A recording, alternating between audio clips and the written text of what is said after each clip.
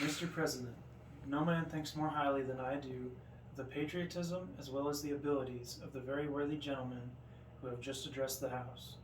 But different men often see the same subject in different lights, and therefore I hope it will not be thought of disrespectful to those gentlemen if entertaining as I do opinions of a character very opposite to theirs. I shall speak forth my sentiments freely and without reserve. This is no time for ceremony. The question before the House is one of awful moment to this country. For my own part, I consider it as nothing less than a question of freedom or slavery, and in proportion to the magnitude of the subject ought to be the freedom of the debate. It is only in this way that we can hope to arrive at truth and fulfill the great responsibility which we hold to God and our country. Should I keep back my opinion at such a time through fear of giving offense, I should consider myself guilty of treason towards my country, and of an act of disloyalty toward the majesty of heaven, which I revere above all earthly kings.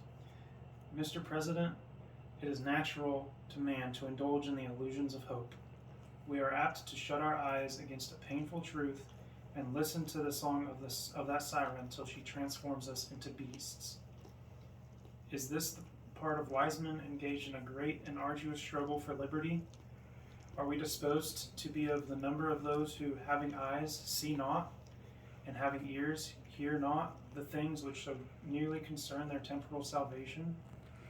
For my part, whatever anguish of spirit it may cost, I am willing to know the whole truth, to know the worst, and to provide for it. I have but one lamp by which my feet are guided, and that is a lamp of experience.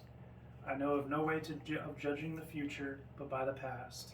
In judging by the past, I wish to know what there has been in the conduct of the British ministry for the last 10 years, to justify those hopes with which gentlemen have been pleased to solace themselves, and this House. Is it that insidious smile with which our petition has been lately received? Trust it not, sir, it will prove a snare to your feet. Suffer not yourselves to be betrayed with a kiss. Ask yourselves how this gracious reception of our petition comports with these warlike preparations which cover our waters and darken our land. Are fleets and armies necessary to work of love and reconciliation? Have we shown ourselves so unwilling to be reconciled that force must be called in to win back our love? Let us not deceive ourselves, sir. These are the implements of war and subjugation, the last arguments to which kings resort. I ask, gentlemen, sir, what means this martial array, if its purpose be not to force us into submission? Can gentlemen assign any other possible motive for it? Has Great Britain any enemy in this quarter of the world to call for all of this accumulation of navies and armies? No, sir, she has none. They are meant for us.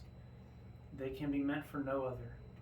They are sent over to bind and rivet upon us those chains which the British ministry have been so long forging.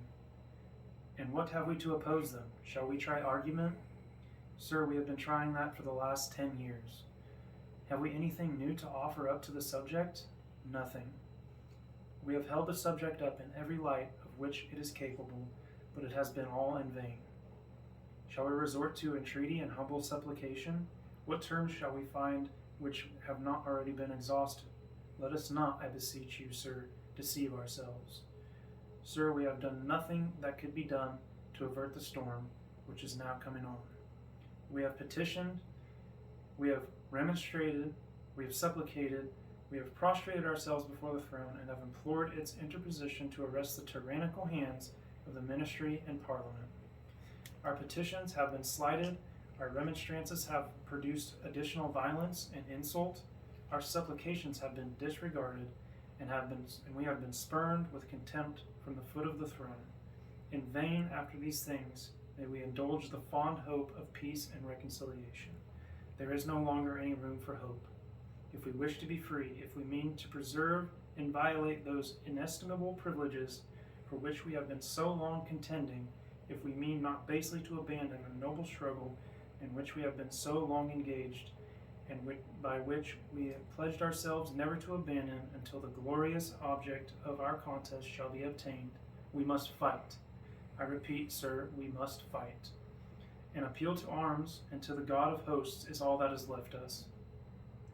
They tell us, sir, that we are weak, unable to cope with so formidable an adversary. When shall we be stronger? Will it be the next week or the next year? Or will it be when we are totally disarmed, and when a British guard shall be stationed in every house? Shall we gather strength by irresolution and inaction? Shall we acquire the means of effectual resistance by lying supinely on our backs and hugging the delusive phantom of hope until our enemies shall have bound us hand and foot? Sir, we are not weak if we make proper use of those means which the God of nature hath placed in our power. 3 millions of people, armed in the holy cause of liberty, and in such a country of that which we possess, are invincible to any force which our enemy can send against us. Besides, sir, we shall not fight our battles alone. There is a just God who presides over the destinies of nations, and who will raise up friends to fight our battles for us.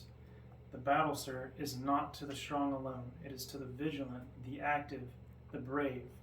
Besides, sir, we have no election. If we were base enough to desire it, it is now too late to retire from the contest.